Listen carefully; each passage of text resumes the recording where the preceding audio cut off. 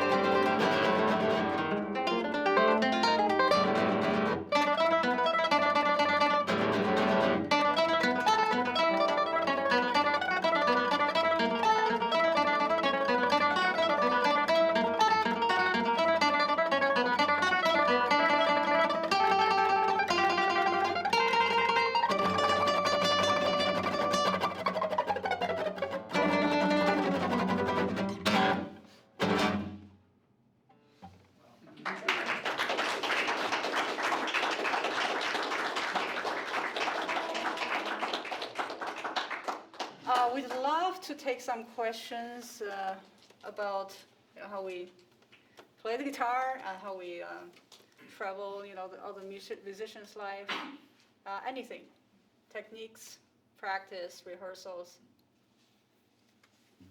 Yeah.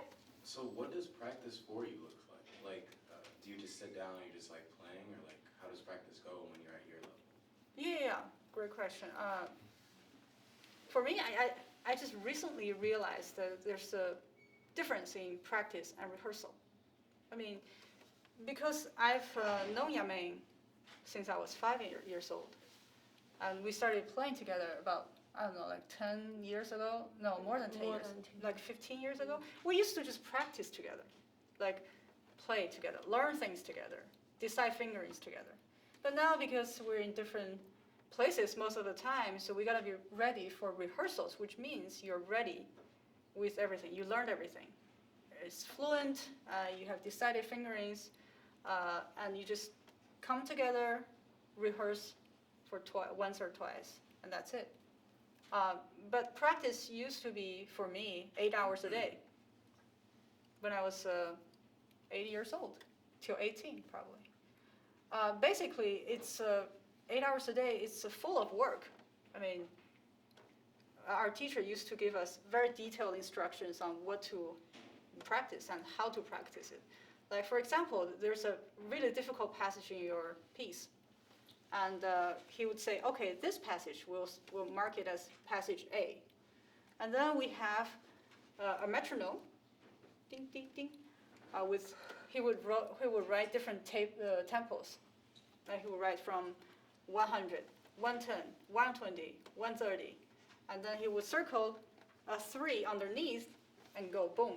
So that means you play 100 3 times, 110 3 times, 120, 130. Things like that. So you're busy. It's 8 hours, but it's not like easy work. So the idea is to find the hard spots in one's piece, and then take them separately and practice them separately, and then play in sections, and then play in whole. So that's practice. Well, in practice, you decide how to conquer the difficulties here in techniques.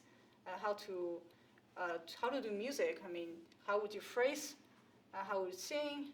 How would you It's like telling a story. What's the high point of the story?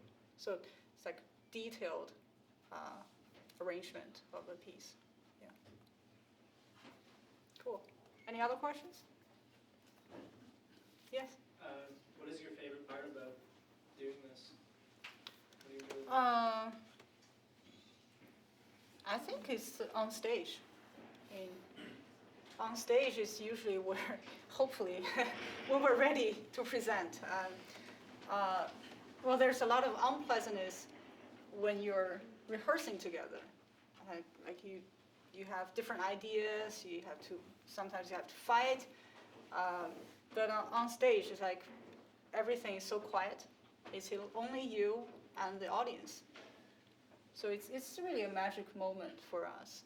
Like every day we've been traveling and everything is chaotic, but it's on stage that we find the most serenity. Yeah. Cool. Yeah. How is traveling with instruments? Difficult, very difficult. Because as you know, we try to take the guitars with us on board every time we fly. So I keep a list of all the different types of aircrafts and airline regulations. So I fly mostly with United. Right after they broke someone's guitar and they wrote a song, United Breaks My Guitar. So I thought, they're gonna change that. So I started flying with them exclusively, and then I got a high ranking membership that I can board first. Yameng flies mostly with Southwest, because she lives in Dallas, and for all the domestic, they're very guitar friendly. So, yeah. Always try to fight with whoever's standing in front of you to stop you from taking it to the plane. Because talk to this person, if not, talk to another person, just tell them how valuable this is. Yeah. Great.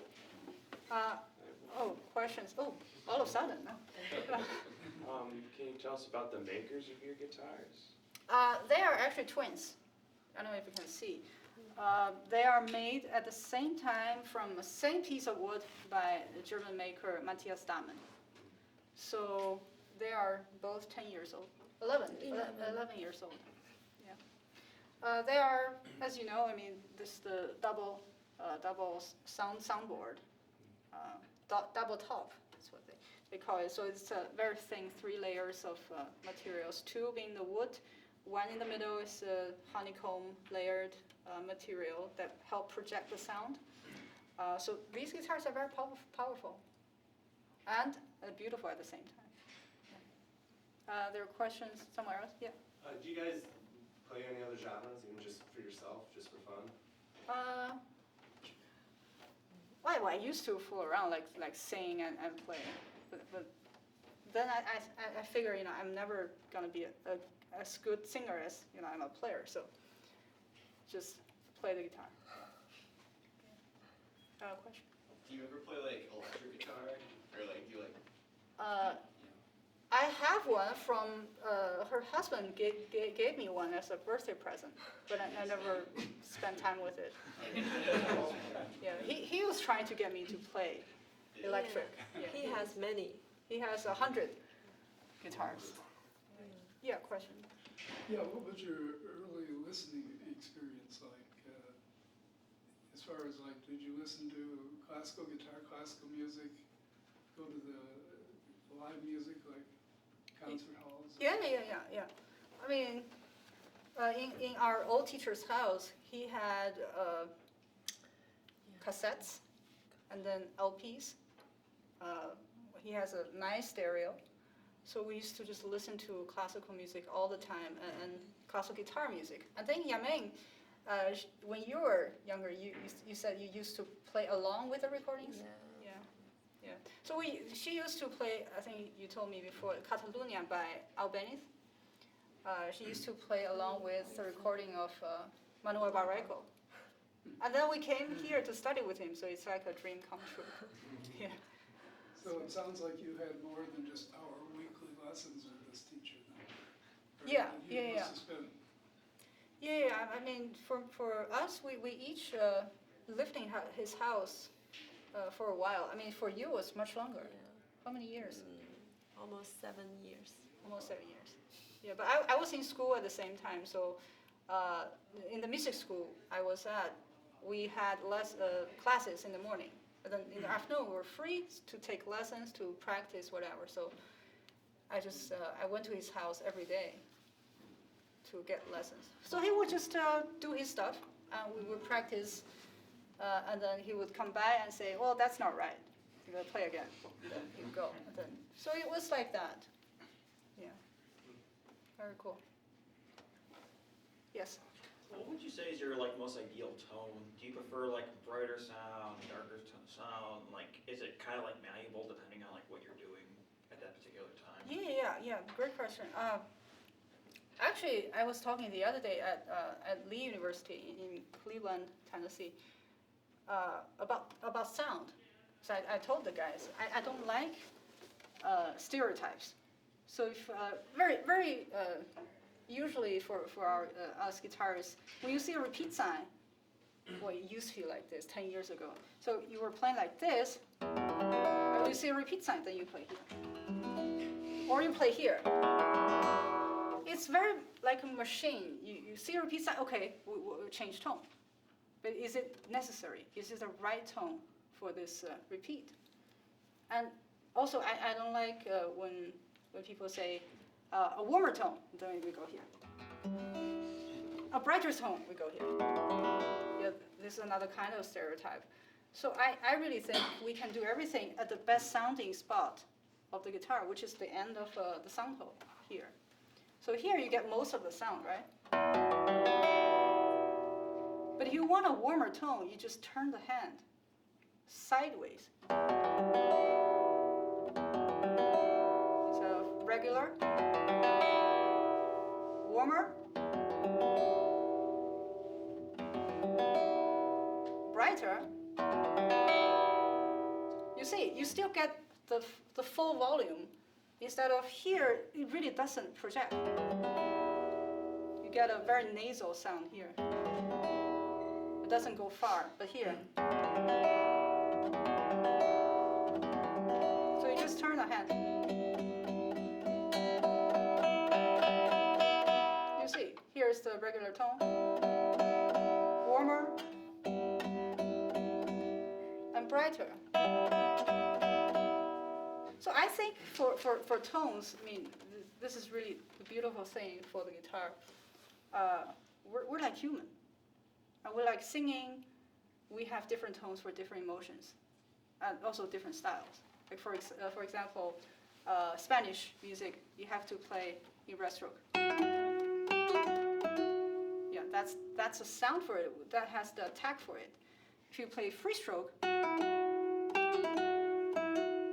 just a little bit vulnerable and not the right style. I think red stroke represent the sound of Spain. Yeah, so in general, we like round tones. Round, warm, a little bit dark. We think of colors too, like visual colors. Like if it's red, visually now. Or if it's yellow, if it's green. If it's blue, it's black. Very, very refined differences there. Yeah, good. All right, so shall we play another thing? Well, we have a full program to select.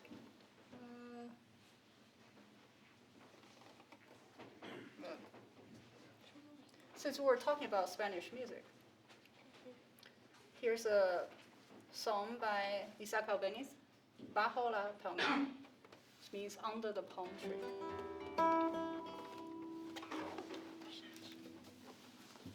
Let's put this in.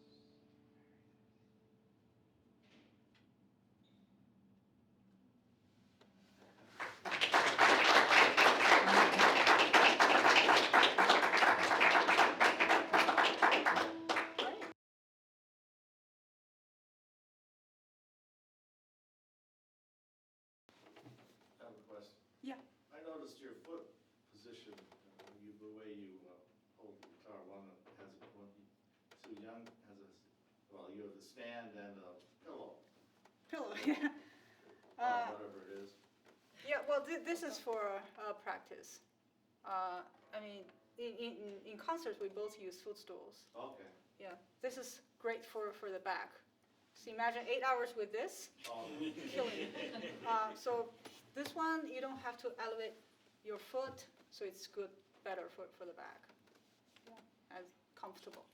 Yeah, and these guys, you were using like a stand or something like here. Yeah. Similar effect. Yeah. And question, you had a question? I wanted to ask about your philosophy for music. Can you tell us what your ideas are about the art and its importance for our world, the beauty of music and the importance? Mm-hmm. Yeah, I mean, for us, it was like growing up with the guitar, the music. It's like you don't recognize the power of it because you just enjoy it. And you don't realize how everything came together and how the techniques and the practice. It was like learning how to walk. You don't quite understand how it works. But since we started performing, so it was like a self-enjoyment. It was like, well, it's beautiful. I like it. I like what I do. And since 2011, we became the resident artist for San Francisco performances. I think that's when we changed our philosophy about music. It was a week-long visit to local schools in San Francisco. Many were, those who don't usually have the exposure to music. So we played for the kids, and we see how music make them really happy and just positive. So that's when we realized that the power of music is to let other people enjoy it too and make an impact of their lives, maybe for the day. Maybe they enjoy it for the moment. It doesn't matter, but it makes a difference to other people too. So that's why we now in concert tours, we love to visit local schools, like outreach with children, with elder community too. Just to, one thing is to have people come into the concert hall. Another thing is for musicians like us, we go out to the community. So it's like a two-way street. Yeah.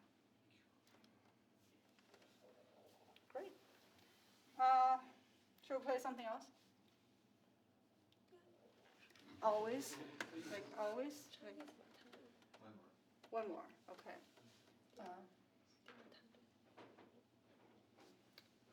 Yeah, okay. You sing.